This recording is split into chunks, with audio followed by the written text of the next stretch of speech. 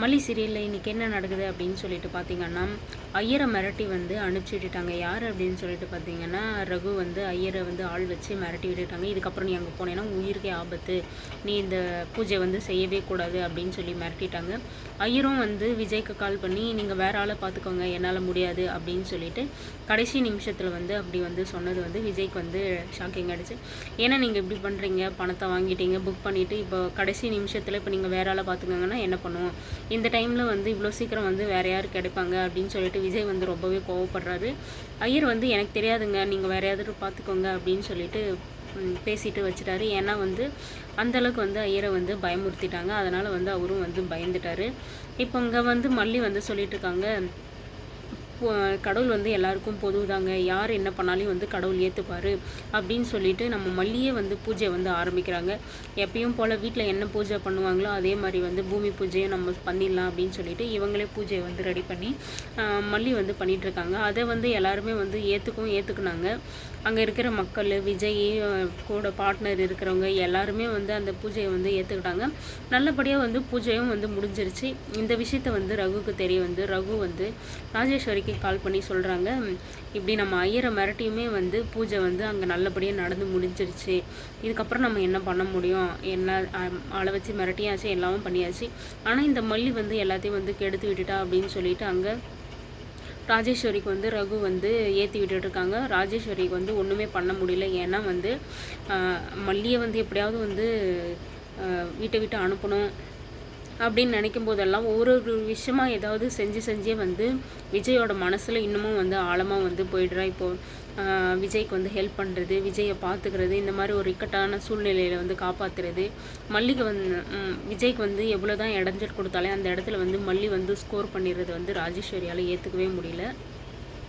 அது பொறுக்க முடியாமல் ராஜேஸ்வரி வந்து ரகு மேலே வந்து கோவமாக பேசிகிட்டு இருக்காங்க. உனக்கு கொடுத்த ஒரு வேலையை கூட உன்னால் சரியாக செய்ய முடியாதா, நான் என்ன சொன்னேன், இடியே விழுந்தாலும் அந்த மல்லி தலையில் ஏதாவது விழுந்து இந்த பூஜை வந்து நடக்கவே கூடாது, இந்த பூமி பூஜை வந்து நடக்காமல் தடுக்கணும் அப்படின்னு தானே உனக்கு நான் சொல்லியிருந்தேன், அப்படி இருந்துமே வந்து நீ ஒன்றுமே பண்ணாமல் விட்டுட்டே அப்படின்னு சொல்லிட்டு ரகு மேலே வந்து கோவப்படுறாங்க.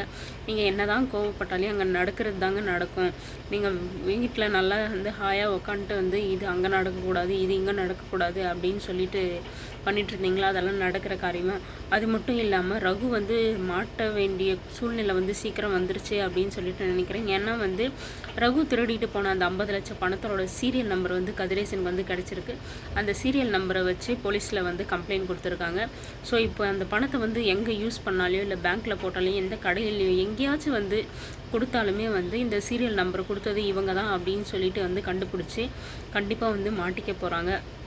இது சொல்லாமல் இருந்தால் வந்து கண்டிப்பாக வந்து மாட்டியிருக்கவாங்க. ஆனால் வந்து அங்கே கூடவே ஒரு ஸ்பை இருக்குல்ல, சுடராக இருக்கிற ரேணுகா வந்து ரகுவுக்கு கால் பண்ணி எச்சரிச்சிட்டாங்க, இப்படி வந்து சீரியல் நம்பர் வந்து கிடச்சிருக்கு, நீ அந்த பணத்தை என்ன பண்ணாலையும் வந்து இங்கே கண்டுபிடிச்சிருவாங்க, அதனால் வந்து உஷாராக வச்சுக்கோ, பணத்தை பத்திரமா வச்சுக்கோ, இல்லைனா நம்ம மொத்தமாக வந்து மாட்டிவோம் அப்படின்னு சொல்லிட்டு வந்து உஷார் பண்ணிட்டாங்க.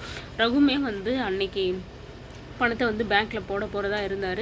இந்த விஷயம் தெரிஞ்சதும் நான் பணத்தை வந்து பத்திரப்படுத்தி வைக்கிறேன், நான் எங்கேயும் போடலை, எங்கேயும் நான் யூஸ் பண்ணலை அப்படின்னு சொல்லிட்டு பணத்தை பத்திரமா வச்சுருக்காங்க. இப்போது எதுக்குமே யூஸ் பண்ணாமல் எதுக்குமே பயன்படுத்தாமல் எதுக்கு அந்த பணத்தை வந்து பத்திரப்படுத்தி வச்சுருக்கணும் அப்படின்னு சொல்லிட்டு எனக்கு கொஞ்சம் கூட தெரியல. எப்படி நமக்கு தேவைக்கு தான் வந்து நம்ம பணத்தை வந்து சம்பாதிக்கிறதும் சரி, நீங்கள் திருடினதுமே வந்து எல்லாமே வந்து நம்மளோட தேவைக்கு பூர்த்திப்படுத்திக்கணும் தான். இப்போ எதுக்குமே உதவாத அந்த பணம் வந்து பத்திரமா இருந்து எதுக்கு யூஸு, எதுக்கு அந்த பணம் அப்படின்னு சொல்லிட்டு சுத்தமாக புரியல.